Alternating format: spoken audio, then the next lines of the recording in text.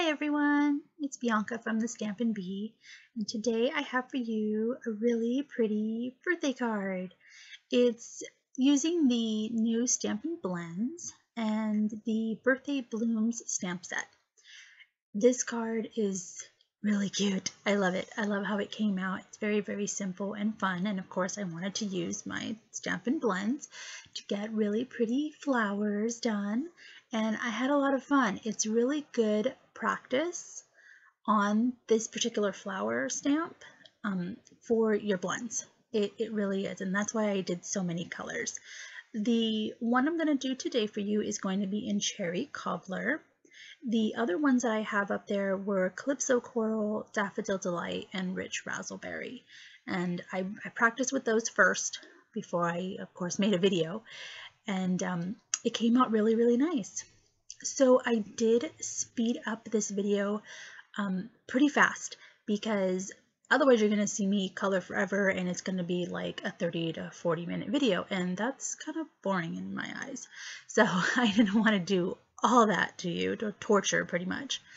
So you can see I stamped in the Memento ink and I'm letting it dry as I put the rest of the card together.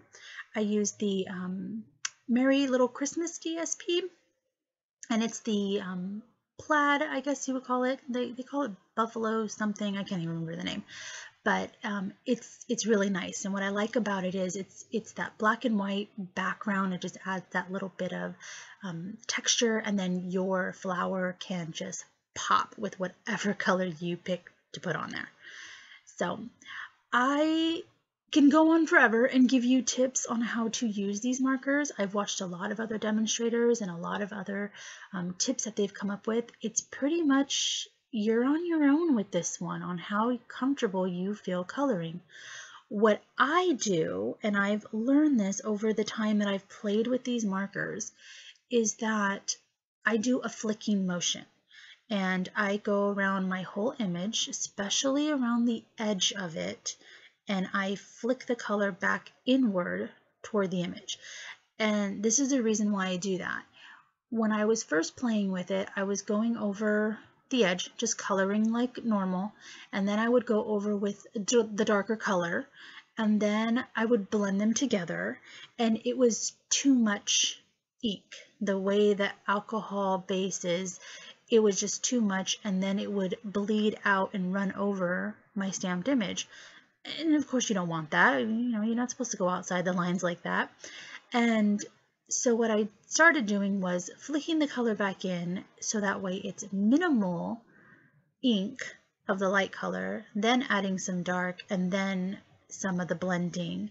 And it actually looks nice, and it's how comfortable I felt with playing with the markers. It doesn't need to be too perfect because I just felt the less you do, the better it came out. You don't have to saturate it with ink. You don't need to do too much, especially with a lighter color, because then once you add the darker color to it and start blending them together, it makes sense, and it gives you that shading where you need it. It gives you the lighter areas where you need it, and it looks really, really good in my eyes. So of course I had to cut it out, and I love that fussy cutting, but it made perfect sense. I couldn't stamp this image onto the card anyways, because then it would have bled through, and when you open the card you would have seen an image inside as well.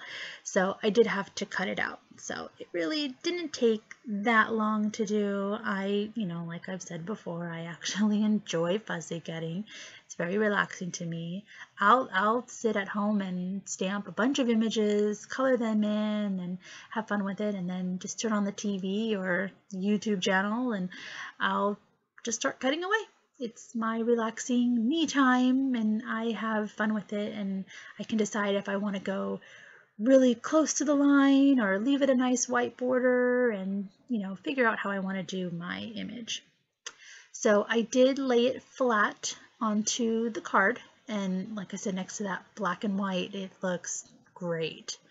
I then used the dimensionals to pop up my sentiment, And if you saw before, I also did the ovals, the stitched ovals, and then the layering ones with the scalloped edge. I then used this little guide to decorate the outside, and then I added, of course, some black rhinestones. I want to use my black rhinestones out before this holiday catalog goes away. These are really fun. And if you didn't know, you can use your Stampin' blends on your rhinestones, your clear faceted gems, pearls, all that, and it'll stay.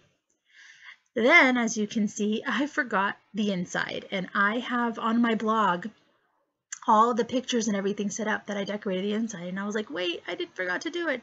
So really quickly, I colored in these other little flowers that are also in the stamp set to match.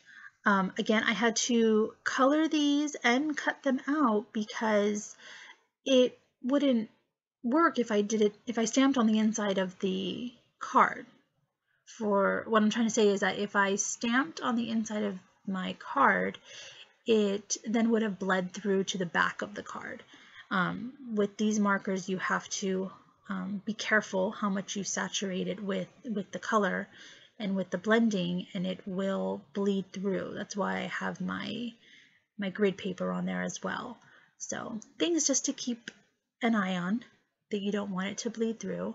So I did fussy cut these out as well, and I glued them onto the inside of the card, and then I did add more of those little polka dot stamps, a little bit of a filler, so it decorated the inside.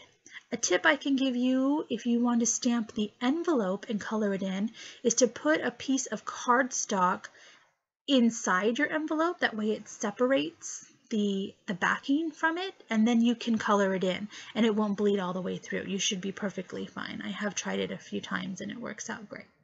So I really hope you guys enjoyed that, and don't forget to check out my website for more pictures. Have fun!